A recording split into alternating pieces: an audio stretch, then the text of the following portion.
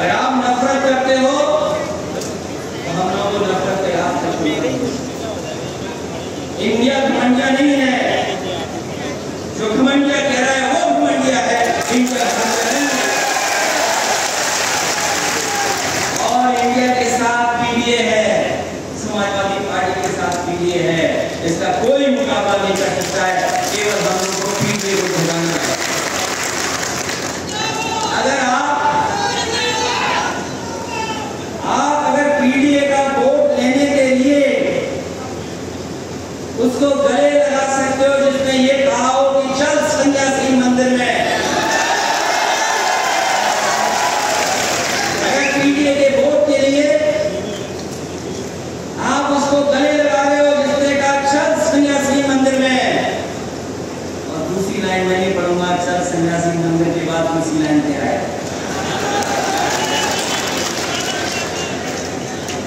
कह रहे थे कि मेरे अंडे में तुम्हारा क्या काम है,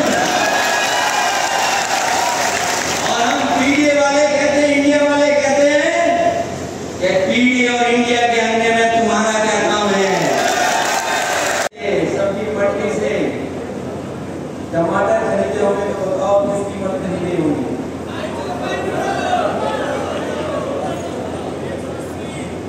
ये नौजवान भी लगता है मंडी जा रहे हैं खरीदने, लेकिन बनाने वाली हमारी माता है, मैंने जानते होंगे, बताओ टमाटर की कीमत क्या है?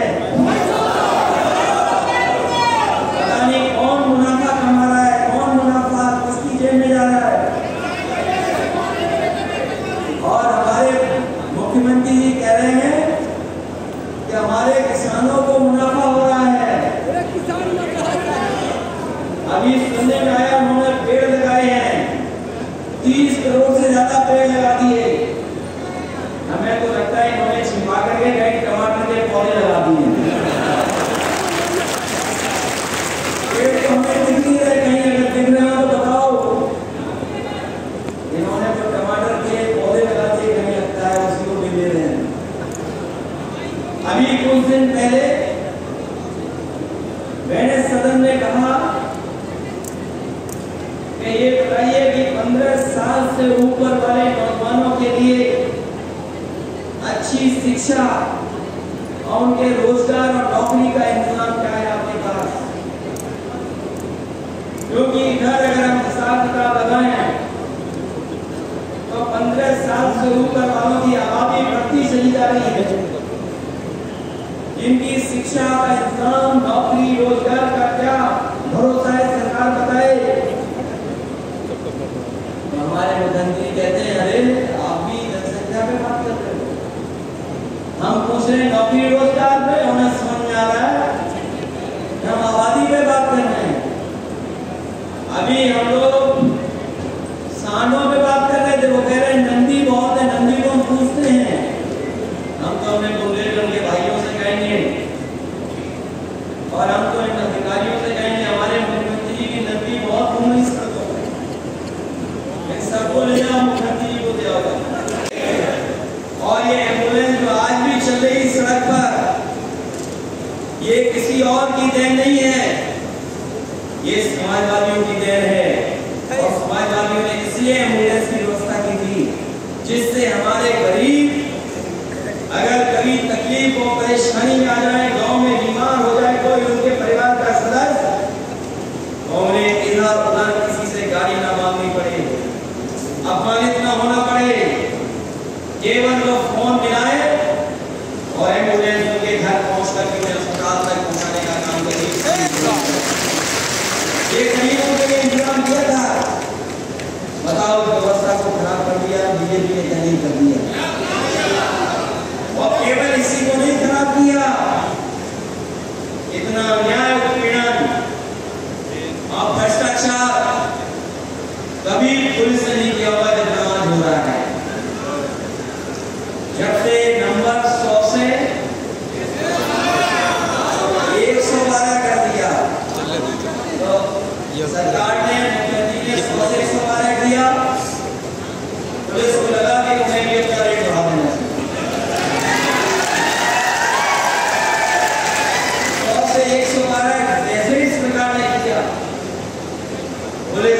रेट बढ़ा दिया।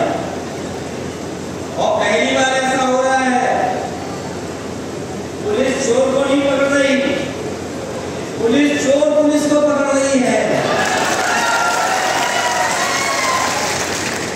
और ये दावा कर रहे हैं कि उत्तर प्रदेश की कानून व्यवस्था बेहतर है। ये कानून व्यवस्था नहीं चल रही है, ये समाजवादियों को, आम जनता को डराने वाली व्यवस्था चल रही है। समाजवादी पार्टी के एक महिला सदस्य जो हमारी पार्टी के संगठन है, उनके घर पर उनका घर इसलिए तोड़ दिया गया कि उस मोहल्ले में केवल समाजवादी पार्टी का झंडा लगा सकती है। और कानून निकाल करके इन्होंने कोई गैर कानूनी बनाया है, कुछ इन्होंने आगे बना दिया है, इसलिए इन पर बुलडोजर चला है। मैं बीजेपी वालों को कहना चाहता हूं और शिविर में अपने साथियों से कहना चाहता हूं कि हमारा व्यवहार और हमारी बातचीत तो बिल्कुल संयम रहे। हमें बुलडोजर वाला व्यवहार नहीं चाहिए, हमारी भाषा व्यवहार अच्छा हो। अगर इनका बुलडोजर सरकार की तरफ से चल रहा है तो बीजेपी वाले ये चाहते हैं कि बीजेपी वालों ने जो गैर कानूनी घर बनाए हैं बड़े बड़े, उन पर भी बुलडोजर चल जाए। हमारे यहाँ पे तो एक मंजिल के छोटे घर हैं, एक छज्जा तोड़ के जाओगे, दो मंजिल तोड़ दोगे। लेकिन याद रखना बीजेपी के लोगों, तुम्हारी बड़ी बड़ी मंजिलें हैं। हमें पता किया लखनऊ में 10 स्टोरी, 5 स्टोरी, 6 स्टोरी। अगर हमारा 2 छत वाला घर गैर कानूनी है, अगर हमारा 2 छत वाला गैर कानूनी है, तो तुम्हारा 8 मंजिल वाला कौन सा गैर कानूनी नहीं होगा। चल रहा है तो आपके लोगों ने जो इलीगल नर्सिंग होम बना रखे हैं, 8-8 मंजिल के जो घर बना रखे हैं, क्योंकि बुलडोजर में दिमाग नहीं होता। तो सरकार के इशारे पर आईएएस और आईपीएस चलाते हैं, हम और आप नहीं चलाते हैं। सरकार के इशारे पर आईएएस और आईपीएस चलाते हैं। और मैं सरकार को कहना चाहता हूं, ये आईएएस आईपीएस किसी के नहीं होते हैं, केवल सरकार के होते हैं। ये बात तो पता है ना कि सरकार के होते हैं। कल हमारे थे, आज हमारे नहीं है। मुझे वो दिन भी याद है जब बाला के साथियों ने मुझे एक वीडियो भेजा था एक पुलिस के अधिकारी का, एक पुलिस के अधिकारी का। वो वीडियो कभी मरेगा नहीं, वो वीडियो रहेगा जिंदा हमेशा के लिए। उस वीडियो में समाजवादी लोगों को गाली दे रहा था, और वही गाली दे रहा था जो मुख्यमंत्री एएनआई के चैनल पे कह रहे थे। एएनआई के चैनल पर जो मुख्यमंत्री जी ने कहा था, अधिकारी वही कह रहा था। बताओ वही भाषा कह रहा था कि नहीं कह रहा था? ना वो वीडियो बनेगा, वो डिजिटल फुटप्रिंट हमेशा के लिए रहेंगे। ये क्योंकि मैं जिंदा इसलिए बोल रहा हूँ वीडियो, क्योंकि डिजिटल फुटप्रिंट को नहीं समझ सकता। हम समाजवादियों ने लैपटॉप बांटे हैं, हम वो भी पता कर लेंगे कि गाड़ी का पलटी है। और आप अगर नहीं मानते हो तो आओ, अमेरिका से हमें कितना भी पैसा देना पड़े, हम लोग पैसा देंगे और ये बता देंगे कि किस समय पर, किस मिनट पर, किस सेकंड पर वो गाड़ी पलटी थी या यहाँ पर वो भाषा बोली गई थी। आजकल डिजिटल प्रिंट को नहीं आप खत्म कर सकते। तो माइक्रोस्कोप से देखते थे, तो माइक्रोस्कोप से देखते थे कहाँ हमारे लोग पोस्ट हैं, कहाँ पर नौकरी कर रहे हैं, माइक्रोस्कोप से देखते थे। हम अभी देखना चाहते हैं महारानी एग्रीकल्चर यूनिवर्सिटी में, अगर हम अपना माइक्रोस्कोप लगा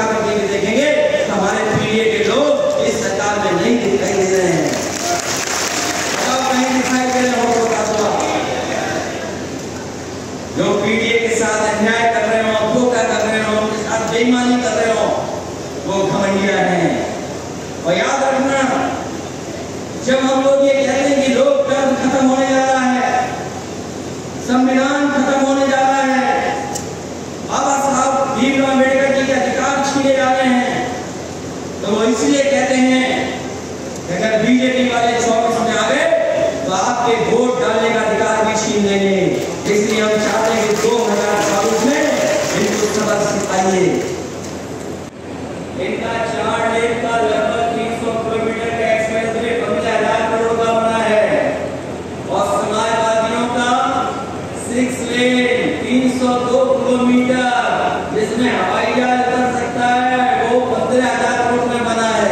इनका 4 लेन और समाजवादियों का 8 लेन।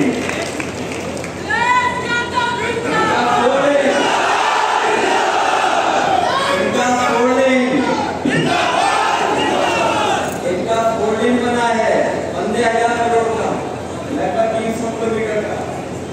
समाजवादियों का सर्विस लेन निकालोगे तो 8 लेन का है, 3 ऊपर 1 नीचे, तो 8 लेन। और सुगोई मिराज हरकुलर जो हवाई जहाज बनाना चाहो 4 लोग ऐसा बनाया हम लोगों ने और वो मुनाफे में है। प्रतिदिन उस सड़क पर 1 करोड़ 25 लाख रुपए से ज्यादा टोल इकट्ठा हो रहा है और आपका बुंदेलखंड घाटे में जो कि बिना समझ के बनाया गया। जो लाभ मिलना था इससे वो नहीं मिला। मंडी नहीं बनी, मंडी वही है बांदा की जो समाजवादियों ने बनाई। बताओ कोई दूसरी मंडी बनी तो बता दो, भाजपा की बनाई समाजवादियों की बनी हुई मंडी है। और अपने किसान भाइयों से कह के जा रहा हूं मैं, जब कभी समाजवादी सरकार बनेगी हम मंडी के माध्यम से चाहे हमें व्यवस्था बदलनी पड़े, अपने किसानों को लाभकारी मूल्य कैसे दिया जाए उसको देने के लिए चाहे हमें जो चल रही है को शामिल करके और मंडी की व्यवस्था को बदल करके हमें अगर देना पड़ेगा तो बुंदेलखंड के किसानों को खुशहाल बनाने के लिए उन्हें लाभकारी मूल्य देने का काम ये सब समाजवादी लोग करेंगे।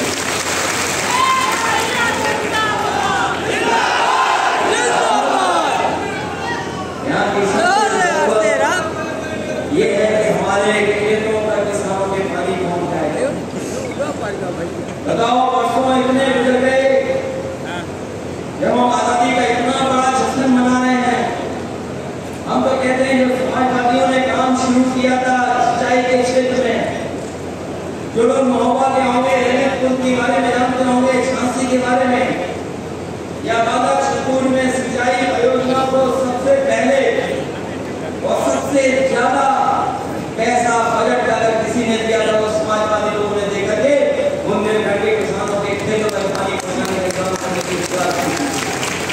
हमें याद है कि जरखाली के बुंदेलों के समय पर कभी खुदे थे, उतने वर्षों के बाद किसी ने भी खोदे थे। पूरे बुंदेलखंड में हम लोगों ने 100 दिन में तमाम बड़े तालाबों को खुदवा करके उनको इंतजाम कर दिया था, कम से कम उनमें पानी भरा दिखाई दे। और ये जो अमृत काल में जो अमृत सरोवर बने ये ऐसे खोद के बन रहे हैं, पानी नहीं पहुंच रहा। सही है, पता नहीं कौन सी ऐसी व्यवस्था बनाती है।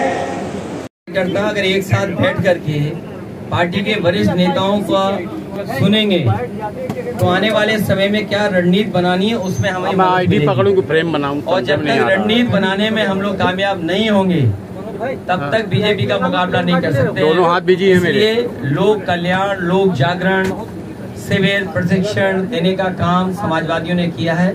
मुझे उम्मीद है कि जिस तरीके से महंगाई, बेरोजगारी, भ्रष्टाचार और सरकार का घमंड, अहंकार स्वीकार न करना समस्या के लिए ये इनका पतन का कारण बनेगा। सबसे पहले खासकर ये बांदा और चित्रकूट और खासकर बुंदेलखंड, यहाँ के लोगों को डिफेंस कॉरिडोर के नाम पर, डिफेंस एक्सपो के नाम पर, इन्वेस्टमेंट के नाम पर बड़े बड़े सपने दिखाए थे। लेकिन आज भी 10 साल की दिल्ली की सरकार और जब तक चुनाव होगा लगभग 7 साल इस सरकार के पूरे हो जाएंगे।